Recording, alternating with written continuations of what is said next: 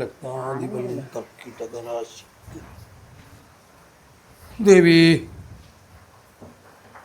ആ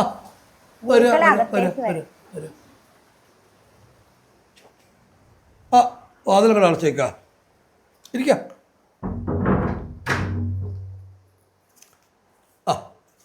എന്താണ് എന്താണ് ആഗമന ഉദ്ദേശം പറയാ. ഗുരുക്കളെ ഇതെന്റെ സഹോദരനാണ്.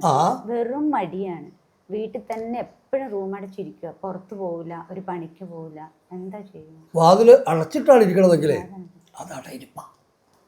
അതല്ല തുറന്നിട്ടായിരിക്കണമെങ്കിൽ അത് ഇയാളുടെ കയ്യിലിരിപ്പ. ജാതകം കൊണ്ടുവന്നുണ്ടാവോ?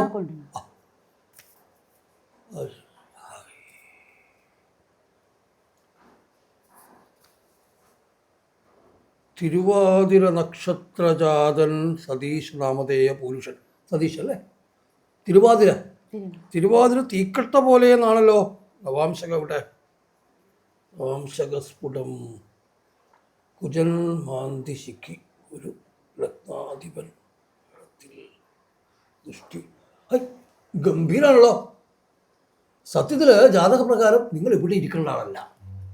ഇപ്പൊ ഇവിടെ ഇരിക്കാം. ഇയാള് ഈ ജാതകക്കാരൻ രാഷ്ട്രീയത്തിലാണ് ഇറങ്ങിയിട്ടുണ്ടെങ്കിൽ മിനിമം ഒരു മുഖ്യമന്ത്രി. അതല്ല സിനിമയിലാണെങ്കിലോ മോഹൻലാൽ ഇതേ ഇയാളുടെ കീഴെ.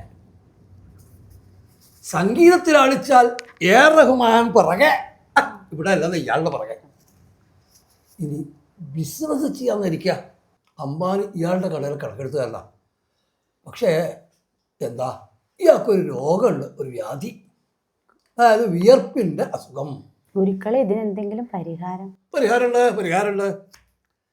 വിയർപ്പിൻ്റെ അസുഖത്തിന് ഘടസ്യ ജലസ്യ എന്നൊരു പരിഹാരമുണ്ട്. അതായത് ഒരു ഘടത്തിൽ, ഒരു കുടത്തിൽ ജലം നിറച്ചിട്ട് ഇദ്ദേഹത്തിൻ്റെ ശിരോസ് വഴി അഭിഷേകം ചെയ്യാം. അതായത് ഒരു കുടത്തിൽ വെള്ളം എടുത്ത് രാവിലെ ഇയാളെ തലവഴി ഒഴിക്കാതെ. വേറെ പൃഷ്ഠഭാഗെ ചട്ടുകസ്യ എന്നൊരു പ്രയോഗമുണ്ട്. അതായത് അടുപ്പത്ത് ഒരു ചട്ടുകം വെച്ച് പഴുപ്പിച്ചിട്ട് ഇയാളുടെ പൃഷ്ഠഭാഗത്ത്, അതായത് ഇയാളുടെ കുണ്ടിക്ക് അങ്ങോട്ട് വെച്ചു കൊടുക്കുക. എന്നിട്ട് ആ സ്ഥിരസ്ഥലത്ത് 3 അടി വെച്ച് ദിവസവും കൊടുത്താൽ ഈ വിയർപ്പിൻ്റെ അസുഖം പോവും. ഇയാൾ മുറി തുറക്കും, ജോലിക്കും പോവും. അപ്പോൾ സന്തോഷമായില്ലേ? എന്റെ ദക്ഷിണ കിട്ടിയില്ല.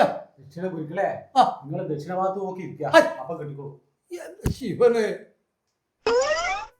എന്റെ ജാതകം